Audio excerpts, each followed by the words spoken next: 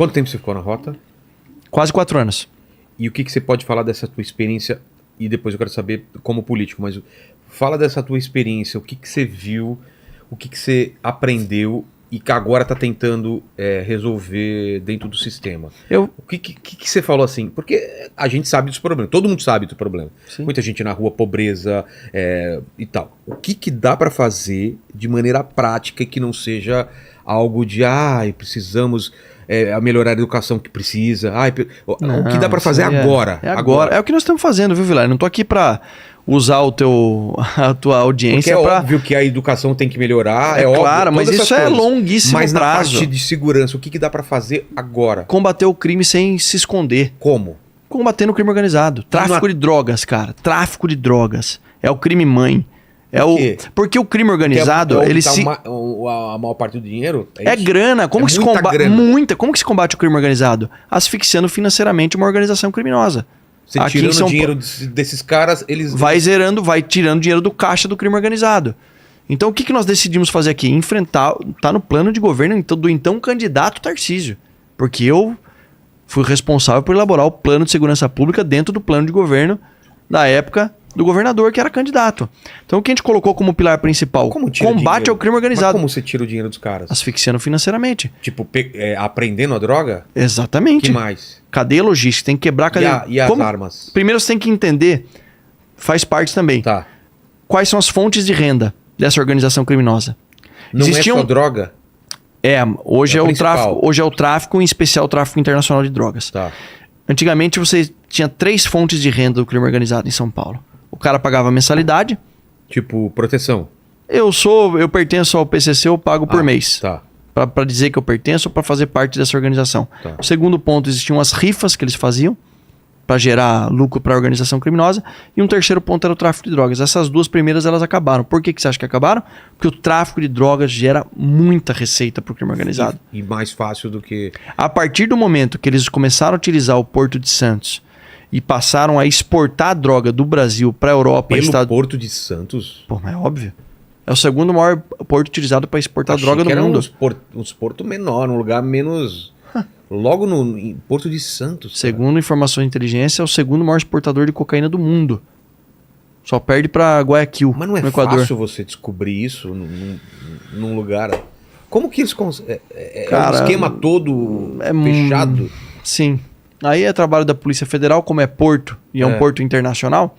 Aí entra outra... Aí não compete a nós, a Polícia Federal. A gente tem muita parceria. Aqui em São Paulo, a Superintendência da Polícia Federal hoje, ela é formada por profissionais extremamente capacitados, sérios. Tem muita coisa, tem acordo de cooperação em andamento. Mas em São Paulo é uma quebra de paradigma. Os governos anteriores sempre falaram, faz de...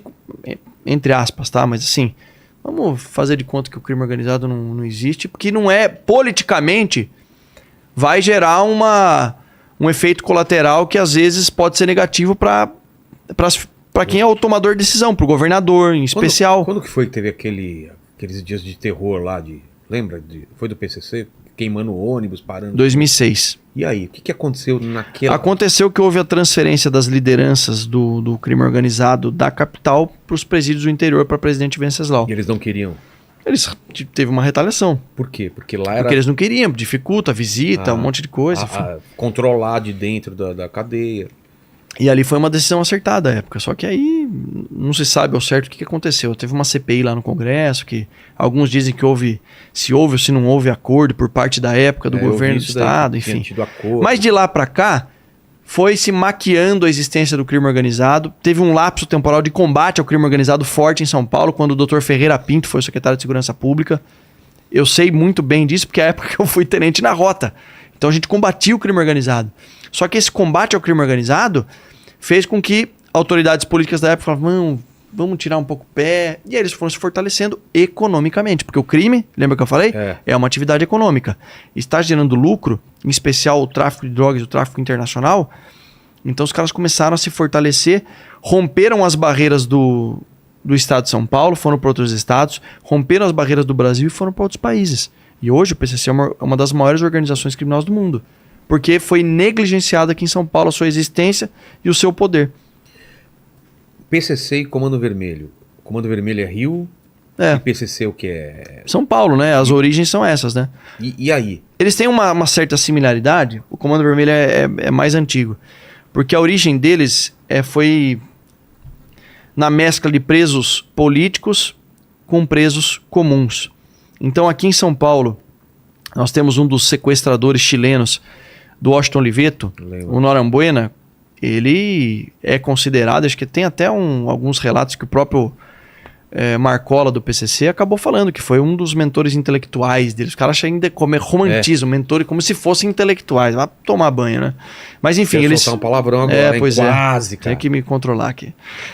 Né? Às vezes banho. Banho. Seu filho... Parece tiras, né, da sessão da tarde. Seu filho da mãe... Vou chutar o seu traseiro. Seu idiota. Seu bastardo. O cara falando, motherfucker! A tradução é light. Seu babaca, né? É que às vezes eu esqueço que eu... Tranquilo. Como deputado eu posso falar o que eu quiser, Tranquilo. como secretário o pessoal pega mais no pé. Mas vamos lá. Tá, esse cara então... E aí a origem deles exatamente do Comando Vermelho também. Eles misturaram presos políticos com presos comuns e aí eles começaram a entender se organizar como uma coisa organização que poderia crescer e se organizar. E foi o que aconteceu. Isso foi sendo negligenciado. E com o crime não se negocia. Não existe negociação com crime. Cedeu a mão, que é o braço. Que deu o braço. Não tem. Crime se enfrenta. O crime se enfrenta. E aí quando o governador Tarcísio me convidou para elaborar o plano de segurança, na época do plano de governo, eu falei, olha, aqui a gente vai ter que enfrentar o crime organizado, porque São Paulo, porque ele falou, não... Eu também acho que é o que a população espera. E a população enxergava nele um possível governador que teria essa postura. Isso aconteceu logo no início. E as nossas ações, nosso planejamento é voltado 100% para garantir a melhora da percepção de segurança pública da população. Uma série de medidas da nossa gestão estão acontecendo nesse sentido. Os resultados são muito bons. Claro que tem muito a evoluir, porque é uma terra arrasada. Mas são muito bons. Eu vou te apresentar alguns números. Percentual do aumento de apreensão de drogas na capital, de janeiro até aqui, é 133% a mais na região da Cracolândia e 105% na capital. Ou seja, é mais do que o dobro do que foi apreendido no mesmo período do ano passado. Número de prisões na região da Cracolândia é mais de 60% de aumento comparado ao mesmo período do ano passado. Então, no que nós estamos investindo? Nós estamos investindo em produtividade operacional. Policial indo para cima, mão para cabeça, prendendo um criminoso. Foram mais de 15 mil procurados capturados nesse período, recorde de captura de procurados. E houve um momento que foi um divisor de águas de como o governo do estado iria se portar diante do crime organizado, que foi esse caso do Guarujá que está acontecendo. A operação está acontecendo até hoje.